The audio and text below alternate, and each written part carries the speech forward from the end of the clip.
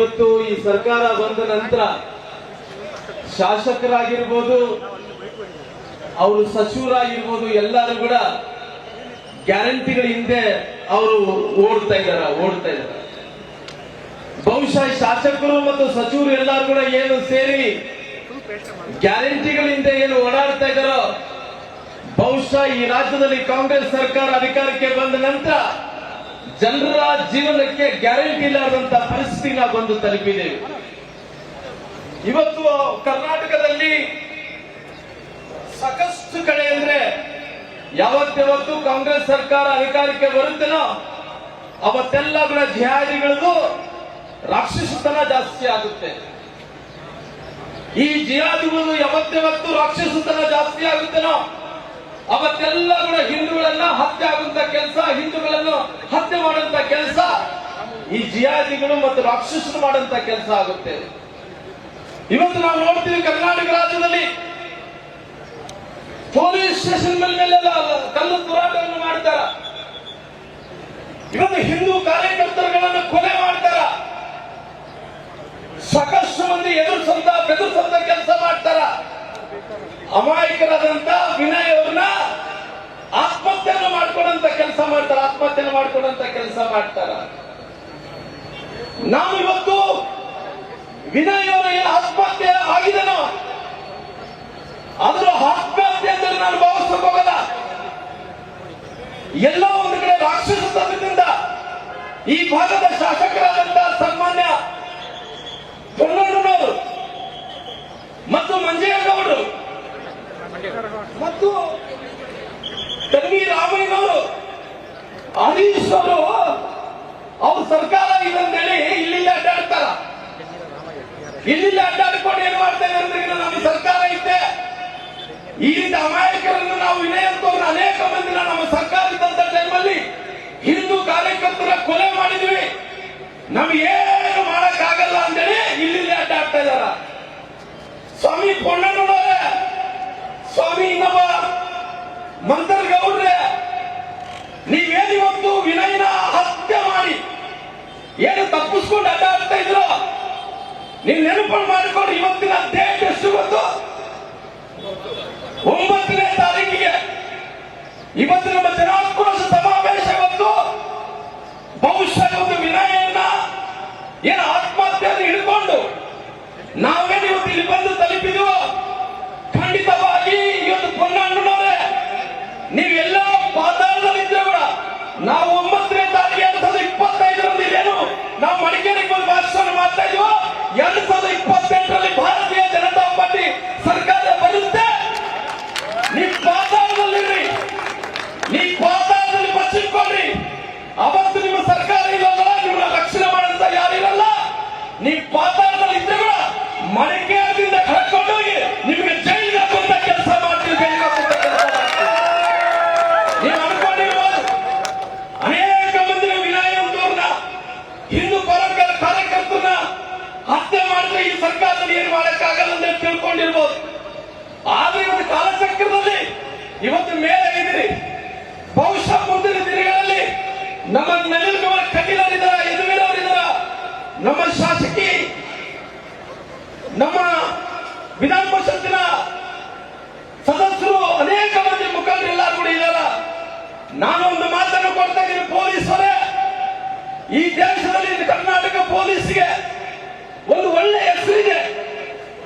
ಕೆಲವು ಮಂದಿ ಪೊಲೀಸರು, ಕೆಲವು ಮಂದಿ ಅಧಿಕಾರಿಗಳಿಂದ ಆ ಪೊಲೀಸರಿಗೆ ಕಳಂಕ ತರುವಂತ ಕೆಲಸ ಮಾಡಬೇಡಿ. ತಾವು ಯಾರೇ ಆಗಿರ್ಬೋದು, ಕಾನೂನಿನ ಯಾರು ದೊಡ್ಡವಲ್ಲ.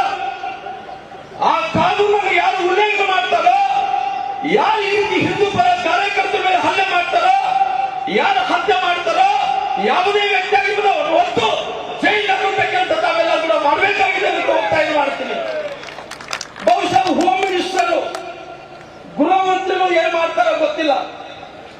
2004ರಲ್ಲಿ ಕೂಡ ಈ ದೇಶಕ್ಕೆ ಒಬ್ಬ ಆಕ್ಸಿಡೆಂಟಲ್ ಪ್ರೈಮ್ ಮಿನಿಸ್ಟರ್ ಬಂದಿದ್ರು. ಯಾರು? ಯುಪಿಎ ಸರ್ಕಾರದಲ್ಲಿ ಮನಮೋಹನ್ ಸಿಂಗ್ ಅವರು.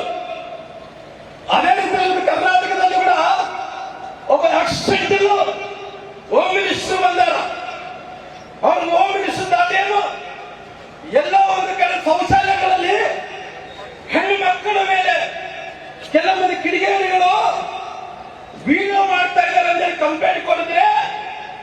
ಗೃಹ ಮಂತ್ರಿಗಳು ಏನಂತಾರ, ಅದು ಗಂಭೀರವಾಗಿ ತಗೋಬೇಕಲ್ಲ. ಅವನು ಹೇಳ್ತಾನ ಮಕ್ಕಳಾಟ ಅಂತಾನ. ಅದೇ ರೀತಿಯಲ್ಲಿ ಹೆಣ್ಣು ಮಕ್ಕಳ ಮೇಲೆ ಲೈಂಗಿಕ ದೌರ್ಜನ್ಯ ಆದ್ರೆ ಅದು ಮಾಮೂಲಿ ಅಂತಾನ. ಈ ರೀತಿ ನಡೆಯೋದು ಸಹಜ ಅಂತಾನ. ಈ ರಾಜ್ಯದ ಗೃಹ ಮಂತ್ರಿಗಳು ಈ ರೀತಿ ಉಡಾಫೆಯಾದಂತ ಮಾತುಗಳನ್ನು ಮಾತಾಡಿದ್ರೆ ನಾವು ನೋಡ್ತಾ ಸುಮ್ಮನೆ ಕೂಡಬೇಕಾ ಅನ್ನೋದು ಹಿಂದೂ ಕಾರ್ಯಕರ್ತರು ನಾನು ಕೇಳ್ತೀನಿ. ಮುಂದಿನ ದಿನಗಳಲ್ಲಿ ವಿನಯರನ್ನ ನಾನು ನಮ್ಮ ಜೊತೆಲಿಲ್ಲ. ಅವರೆಲ್ಲ ಒಂದು ಕಡೆ ಅವರು ಪೂರ್ಣಣ್ಣವರು ಬೆದರಿಸಿದ್ರಿಂದ ಆತ್ಮಹತ್ಯೆಯನ್ನು ಮಾಡಿಕೊಂಡಿದ್ರೆ ನಾವು ಕೊಲೆ ಅಂತೀವಿ. ಆದ್ರೆ ವಿನಯ್ ಅವರ ನಮ್ಮಿಂದ ಏನು ನಾವು ಕಳ್ಕೊಂಡಿದ್ವು, ಎಲ್ಲೇ ಇದ್ರು ವಿನಯ್ ನಿನ್ನ ಆತ್ಮಕ್ಕೆ ಶಾಂತಿ ಅನ್ನೋದು ಇಲ್ಲಿ ಮುಂಬರುವಂತ ದಿನಗಳಲ್ಲಿ ನಿನಗೆ ಕೊಲೆ ಆದಂತ ಯಾವುದೇ ವ್ಯಕ್ತಿ ಆಗಿರ್ಬೋದು ಅವರಿಗೆ ಜೈಲಿಗೆ ಕಳಿಸುವಂತ ಕೆಲಸ ನಾವು ಮಾಡ್ತೀವಿ, ಜೈಲಿಗೆ ಕಳಿಸುವಂತ ಕೆಲಸ ಮಾಡ್ತೀವಿ. ಬಿಜೆಪಿ ಕಾರ್ಯಕರ್ತರನ್ನ ನಾನು ವಿನಂತಿಯನ್ನು ಮಾಡ್ತಾ ಇದ್ದೀನಿ. ನನಗೆ ಗೊತ್ತಿರುವಷ್ಟು ಈ ರಾಜ್ಯದಲ್ಲಿ ಇದ್ದಂತ ಹಿಂದೂ ಪರ ಕಾರ್ಯಕರ್ತರ ಮೇಲೆ ದೌರ್ಜನ್ಯಗಳಾಗ್ತಾ ಇದಾವ, ಕೊಲೆಗಳಾಗ್ತಾ ಇದಾವ, ವಸೂಲಿಗಳಾಗ್ತಾ ಇದಾವ. ಇವತ್ತು ಯಾರ್ಯಾರು PFIನ ಅನೇಕ ಮಂದಿ ಸಂಘಟನೆಗಳು ಕೇಸುಗಳನ್ನು ಮುಚ್ಚಾಕ್ತಾ ಇದ್ದಾರ. ನಾನು ಹಿಂದೂ ಪರ ಕಾರ್ಯಕರ್ತರುಗಳನ್ನ ನಾನು ವಿನಂತಿ ಮಾಡ್ತಾ ಇದ್ದೀನಿ, ಯಾರು ಕೂಡ ಇವತ್ತು ವಿನಯ್ ಅವರಿದ್ದಲ್ಲಿ ಎದುರು ಏನು ಆತ್ಮಹತ್ಯೆಯನ್ನು ಮಾಡ್ಕೊಂಡಿದ್ರು ಆ ರೀತಿ ಆತ್ಮಹತ್ಯೆಯನ್ನು ಮಾಡ್ಕೊಂಡಂತ ಘಟನೆ ನಡೀಬಾರ್ದು, ಆ ರೀತಿ ಸನ್ನಿವೇಶ ಉಂಟಾಗಬಾರ್ದು. ಯಾವತ್ತೇ ಹಿಂದೂ ಪರ ಕಾರ್ಯಕರ್ತರಿಗೆ ಕಷ್ಟದಂತ ಟೈಮಲ್ಲಿ ಭಾರತೀಯ ಜನತಾ ಪಾರ್ಟಿಯಲ್ಲಿ ಈ ಶ್ರೀರಾಮುಲು ಇರ್ತೀನಿ ಅಂತ ಮಾತನ್ನು ತಮ್ಮೆಲ್ಲರಿಗೂ ಕೊಡ್ತೀನಿ. ಅದಕ್ಕೋಸ್ಕರವಾಗಿ ನಡಿಲೆಷ್ಟದನ್ನ ನಡೀತದೋ ಇವ್ರನ್ನು ಕೂಡ ನಾವೆಲ್ಲರೂ ಕೂಡ ನೋಡೋಣ. ಸಾಕಷ್ಟು ಕಡೆ ನಾನು ಈ ರಾಜ್ಯದ ಮುಖ್ಯಮಂತ್ರಿಗೆ ಒಂದು ಸವಾಲನ್ನು ಹಾಕ್ತೀನಿ, ಸ್ವಾಮಿ ಎಷ್ಟು ಕೇಸ್ ಹಾಕ್ತೀನಿ ಸ್ವಾಮಿ, ನೀನು ನಿನ್ನ ಶಕ್ತಿ ಎಷ್ಟಿದೆ 5 ವರ್ಷಗಳಲ್ಲಿ? ಏನು 1000 ಕೇಸ್ ಹಾಕ್ತೀಯಾ, 2000 ಕೇಸ್ ಹಾಕ್ತೀಯಾ? ಎಷ್ಟು ಮಂದಿ ಹತ್ಯೆ ಮಾಡಿಸ್ತೀವಿ? ಇವತ್ತು ಕಾನೂನಿನ ಸುವ್ಯವಸ್ಥೆ ಯಾವ ರೀತಿ ಹದಗೆಡಿಸ್ತಾ ಇದೀವಿ? ಇವತ್ತು ಎಷ್ಟೇ ಕೇಸುಗಳು ಹಾಕಿದ್ರು ಹಿಂದೂ ಪರ ಕಾರ್ಯಕರ್ತರು ಯಾರು ಜಗಲ್ಲ ಬಗಲ್ಲ ಅಂತ ಮಾತನಾಡಿ ಜಗಲ್ಲ ಬಗಲ್ಲ ಅಂತ ಮಾತನಾಡ್ತೀವಿ. ಇವತ್ತು ಅದಕ್ಕೋಸ್ಕರವಾಗಿ ನಾನು ವಿನಂತಿ ಮಾಡ್ತಾ ಇದ್ದೇನೆ, ಮುಂಬರುವಂತ ದಿನಗಳಲ್ಲಿ ಏನು ಇವತ್ತು ನಮ್ಮ ಮಡಿಕೇರಿ ಜಿಲ್ಲೆಯಲ್ಲಿ ಇವತ್ತು ನಮ್ಮ ಕಳೆದ ಬಾರಿ ಯಾವತ್ತಿದ್ರು ನಾವು ಉತ್ತರ ಕರ್ನಾಟಕದ ಜನರು ಈ ಕರಾವಳಿ ಪ್ರದೇಶದಲ್ಲಿ ಯಾವತ್ತೂ ಕೂಡ ಭಾರತೀಯ ಜನತಾ ಪಾರ್ಟಿಯನ್ನು ಬಿಟ್ಟುಕೊಟ್ಟಿಲ್ಲ. ನಮ್ಮ ಹಿರಿಯರಾದಂತ ಭೂಪಯ್ಯನವರು ಸೇರಿಕೊಂಡು, ಅನೇಕ ಮಂದಿ ಚಿತ್ರರಂಜನ್ ಅವರು ಸೇರಿಕೊಂಡು, ಅನೇಕ ಮಂದಿ ಶಾಸಕರು ಸೋತೋದಿಗೆಲ್ಲ ಅವರು ಏನೇ ಬೇರೆ ಬೇರೆ ಕಾರಣಗಳಿಂದ ಸೋತಿದ್ರು ಕೂಡ ನನಗೆ ವಿಶ್ವಾಸ ಇದೆ, ಭಾರತೀಯ ಜನತಾ ಪಾರ್ಟಿಗೆ ತವರು ಜಿಲ್ಲೆ, ಭಾರತೀಯ ಜನತಾ ಪಾರ್ಟಿಗೆ ತಾಯಿಯ ಮನೆ ಅದು ಕರಾವಳಿ ಪ್ರದೇಶ ಮಡಿಕೇರಿ ಅನ್ನಂತ ಮಾತನ್ನ ಹೇಳ್ತೀನಿ, ಕೊಡಗು ಅನ್ನಂತ ಮಾತನ್ನ ಹೇಳ್ತೀನಿ.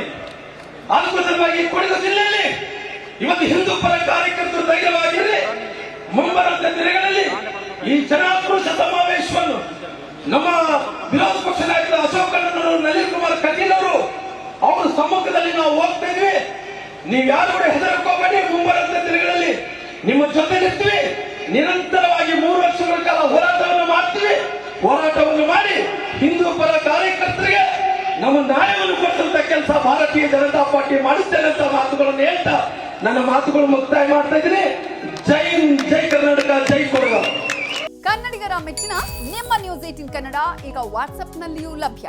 ಕರ್ನಾಟಕ ಮತ್ತು ದೇಶ ವಿದೇಶದ 360 ಡಿಗ್ರಿ ಸುದ್ದಿ ವಿವರವನ್ನ ನೀವು ನಿಮ್ಮ ಕೈ ಬೆರಳುಗಳಲ್ಲಿಯೇ ಪಡೆಯೋದಿಕ್ಕೆ ಈ QR ಕೋಡ್ ಅನ್ನ ಸ್ಕ್ಯಾನ್ ಮಾಡಿ. ನಮ್ಮ ಚಾನೆಲ್ ಅನ್ನ ಫಾಲೋ ಮಾಡಿ, ನೋಟಿಫಿಕೇಶನ್ ಆನ್ ಮಾಡಿ.